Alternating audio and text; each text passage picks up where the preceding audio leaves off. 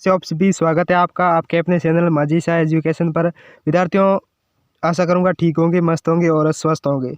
हम आज हल करेंगे आपकी कक्षा 8 का गणित विषय का जो ज़्यादा डिमांड रहती है विद्यार्थियों आपकी। सबसे ज़्यादा विद्यार्थियों की डिमांड रहती है कि सर गणित का पेपर हल करो, गणित का पेपर हल करो।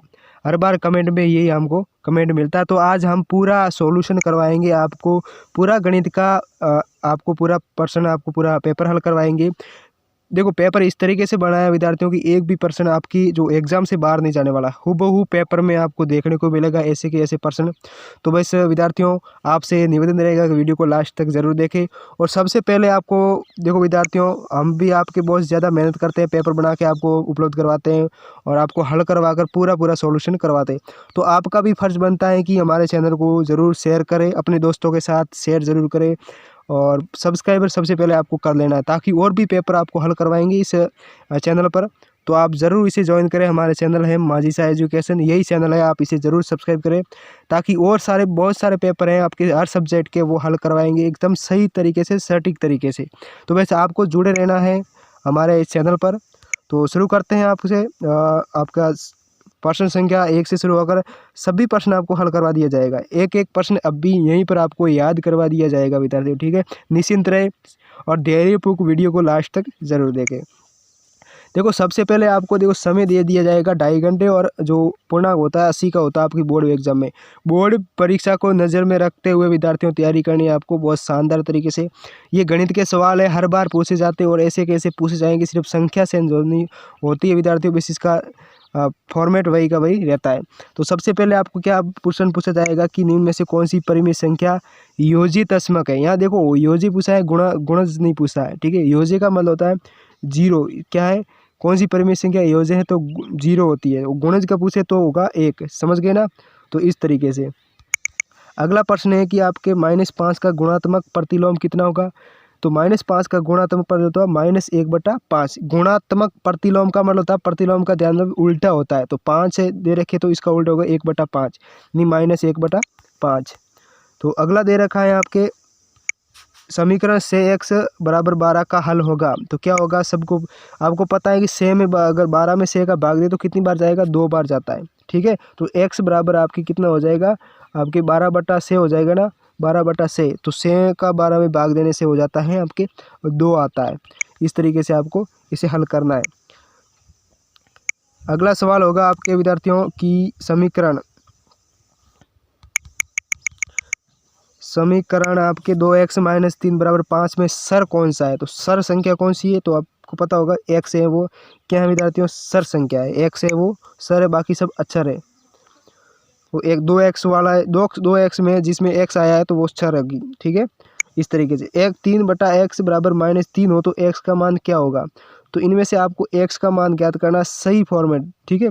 तो आपको एक क्या करना है, तो x से वो गुण भाग में, तो वहाँ जाने पर वो गुणा में हो जाएगा, तो और 3 x की जगह आ जाएगा, तो 3/-3 इस तरीके से हो जाएगा। अगर इसका पक्षांतर करेंगे x का, तो 3 की जगह x आ जाएगा और x की जगह -3 आ जाएगा। अगला प्रश्न आपके कि 9 का वर्ग होगा। 9 का वर्ग क्या होता है, 81 होता है। आप सभी को पता होता है कि 81 होता है। और 100 का वर्गमूल क्या होगा, 10 होता है। 100 का वर्गमूल हमेशा 10 होता है, ध्यान रखना आपको। अगला है कि 15 से 125 के घनमूल में इकाई का अंक क्या होगा। देखो, घनमूल के पीछे 25 आता है, तो 25 का इकाई अंक क्या होता है, 5 होता है, ठीक है। मान लो इसका घनमूल निकालते हैं आप सबसे पहले, तो उसके पीछे स्पेसिफिक संख्या आती है, तो 25 का इकाई अंक 5 होता है, तो सभी को पता होता है, ठीक है। इस तरीके से अगला प्रश्न, किसी कक्षा के 40 विद्यार्थियों में से 60% प्रथम श्रेणी में उत्तीर्ण हुए हैं, तो प्रथम श्रेणी विद्यार्थियों की संख्या कितनी होगी, कितनी संख्या है टोटल। तो देखो किस तरीके से आपको प्रतिशत निकालना है। 60% किस में से निकाला जाता है, 100, ठीक है। 100 का 60% और कितने विद्यार्थी स्टूडेंट है, 24 है। यहाँ आपको मैं हल करवा देता हूँ। 100 इस तरीके से आपको करना है, 100, ठीक है। और जितने प्रतिशत पास हुए 60%, कितने 40, कितने बच्चे 40, तो इसका गुणा हो जाएगा 40, ठीक है।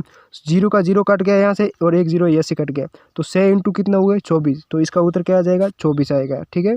इस तरीके से आपको प्रतिशत निकालना आना चाहिए, प्रतिशत की संख्या निकालनी आनी चाहिए।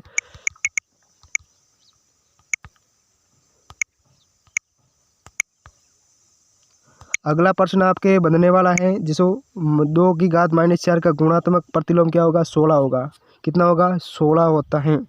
अगला है 12 डिग्री का मान क्या होगा?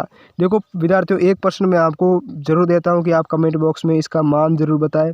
मैं आपका टेस्ट लेता हूँ कि कितना आपको आता है गणित में, कितना नहीं आता है। तो इस प्रश्न का जवाब आप कमेंट बॉक्स में ज़रूर दें विद्यार्थियों, ठीक है, अगर आपको आता है तो। अगर नहीं आता तो मैं इसका जो सॉल्यूशन है वो कमेंट पिन कर दूंगा कमेंट में, आप ज़रूर वहाँ से देख सकते हैं।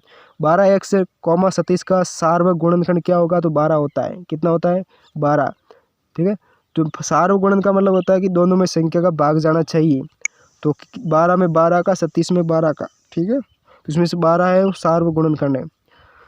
अगला प्रश्न दे रखा है आपके चित्र में दिए कि आलेख कौन सा है? ये आलेख कौन सा है? तो आपको कौन सा प्रतीत होता है? तो दंड आलेख। कौन सा? दंड आलेख है ये, ना कि आयतित। ये दंड आलेख है, ध्यान रखना। इस तरीके से आपके दंड आलेख आता है। अगला है संख्या 10 × 5 + 6 का सामान्य रूप क्या होगा? तो 56 होता है। जब इसका हल करते हैं ना विद्यार्थियों, तो हमारे 56 आता है उत्तर। कैसे आता है? तो थोड़ा इधर ध्यान देना। देखो पहले सबसे पहले गुणा होता है, 5 का गुणा 10 से करेंगे तो 50 आ जाएगा, और उसमें प्लस में 6 जोड़ देंगे तो कितना हो जाएगा? 56 हो जाएगा। बहुत शानदार एक तरीके से विद्यार्थियों आपको मैं पेपर हल करवा रहा हूँ। बस आपसे निवेदन रहता है विद्यार्थियों कि पेपर को जरूर ध्यानपूर्वक याद करें, समझें, और वीडियो को लास्ट तक ज़रूर देखें। और सबसे पहले आपको चैनल को सब्सक्राइब कर लेना है, ठीक है। बार बार कहने की ज़रूरत नहीं है विद्यार्थियों। आपको अगर परीक्षा में अच्छे अंक लाने हैं विद्यार्थियों, तो ज़रूर आप चैनल से जुड़े रहें। आपको हर पेपर उपलब्ध करवा दिया जाएगा, हर सब्जेक्ट का, आपकी डिमांड के अनुसार। हर देखो बच्चों, आपने काफ़ी ज़्यादा कमेंट किया था कि गणित का पेपर लाओ, गणित का, तो हमने गणित का पेपर लाया। और भी आप अगर पेपर प्राप्त करना चाहते हैं तो आप कमेंट में ज़रूर बताएं कि कौन सा पेपर आपको हल करवाना है, ठीक है। अगला प्रश्न है कि आपको, और देखो हमारी एक ही बात है कि आपको, देखो प्रश्न हम इसे वैसे के वैसे आपको पेपर नहीं बताते, पेपर का सॉल्यूशन साथ में बताते हैं। किसी भी चैनल में, किसी भी जगह आपको ऐसा कुछ नहीं बताया जाएगा, सिर्फ प्रश्न बता दिए जाएंगे, लेकिन हम प्रश्न के साथ आपको उत्तर भी बता रहे हैं। तो इससे अच्छा, ये तो दोनों हाथों में आपके लड्डू है। तो इसलिए विद्यार्थियों, पेपर को अगर आपको शानदार तैयारी करनी है, बोर्ड परीक्षा में अंक लाने हैं, वार्षिक परीक्षा में शानदार अंकों से पास होना है, तो ज़रूर चैनल को सब्सक्राइब करें, जुड़े रहें।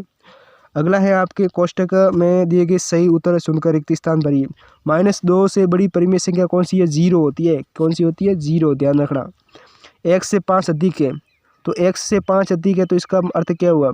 तो इसका मान क्या आ जाएगा? तो इसका क्या हो जाएगा? x + 5, 5x, ठीक है। वर्ग में विकिरणों की संख्या कितनी होती है? 4 होती है। वर्ग में विकिरणों की संख्या कितनी होती है? तो सभी को पता कितनी होती है? 4। 1, 2, 3 और 4 होती है। अगला प्रश्न है कि 272 के जो वर्ग में इकाई का अंक क्या होगा? 4 होता है। कितना होता है? 4। 50 का 50% मान कितना हो? 50 का 50%, समझ गए ना? देखो विद्यार्थियों, प्रतिशत कैसे निकालते हैं मैं आपको सिखा देता हूँ। यहाँ पर इस तरीके से आपको निकालना है कि जैसे दे रखा है ये 50 का 50%, तो 50, ठीक है, और 50 का 50%, तो इंटू 100 कितना हुआ? 100। 0 से 0 कट गया, और 50 का जो 50% निकालना है विद्यार्थियों, तो इस तरीके से आपको निकाल लेना है। तो 50 का आधा कितना होगा? 25, ठीक है। तो इसका क्या आ जाएगा? 25, यानी 500 में से 5 का भाग देते हैं तो कितना आता है? 25 आता है, ध्यान रखना 25।